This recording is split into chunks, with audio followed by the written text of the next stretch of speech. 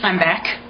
Welcome to week 2 of your class, and this week you're going to begin to read V for Vendetta. You're going to read book 1. There's 3 books within this graphic novel, and you're responsible for book 1 this week. So if you don't have the book yet, now would be a good time to get it, like right now. Stop watching the movie and go to the bookstore and get it right now.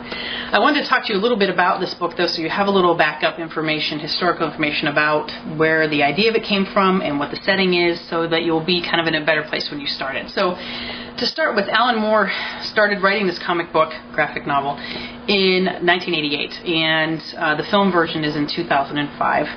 And he is envisioning a future London. So he's in 1988, he's envisioning a future London in the 90s. So in Moore's time, the 90s were the future, even though in our time, the 90s is the past. Get it? All right, clear as mud. And the novel kind of reflects how Moore thinks the country is going to be like in the 90s.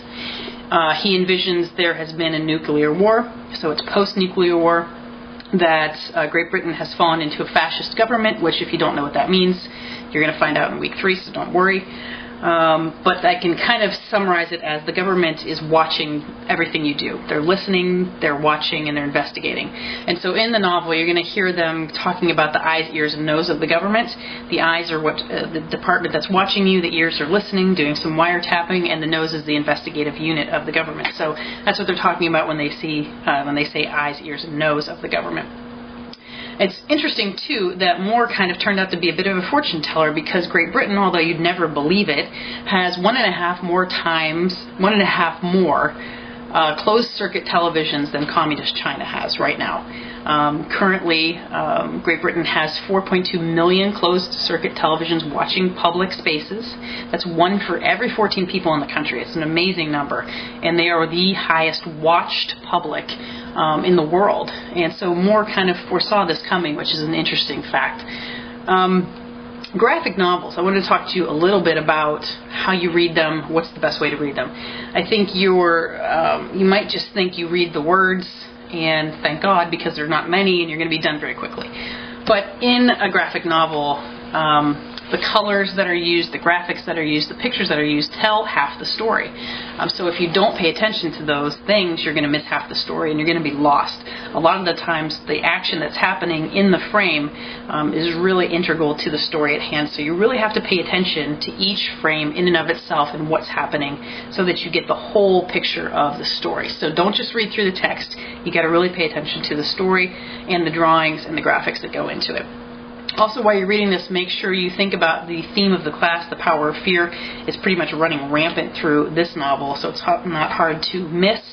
And within your week 2 folder this week, you're going to see a link to an article called What in the World is Guy Fawkes Day?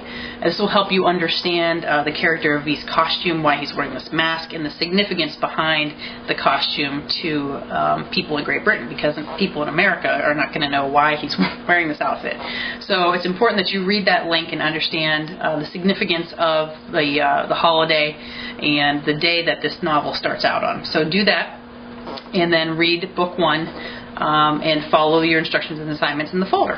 One more note, though, and this goes for V for Vendetta and Into the Wild. If it's your grand plan in this class to watch the movies and not read the actual novels, you're going to be in trouble. One, because I'll know, specifically because, especially V for Vendetta, the movie version is very different than the graphic novel version. So much so that Alan Moore was not very happy with the end product of the movie. So you really do have to read the novel, sorry to say, and not just watch the movie. Same goes for Into the Wild, but we'll get to that later when we do. But other than that, have a good week. Enjoy the first book of V for Vendetta, and we'll get back together next week and talk a little bit about what you found there. All right? Bye.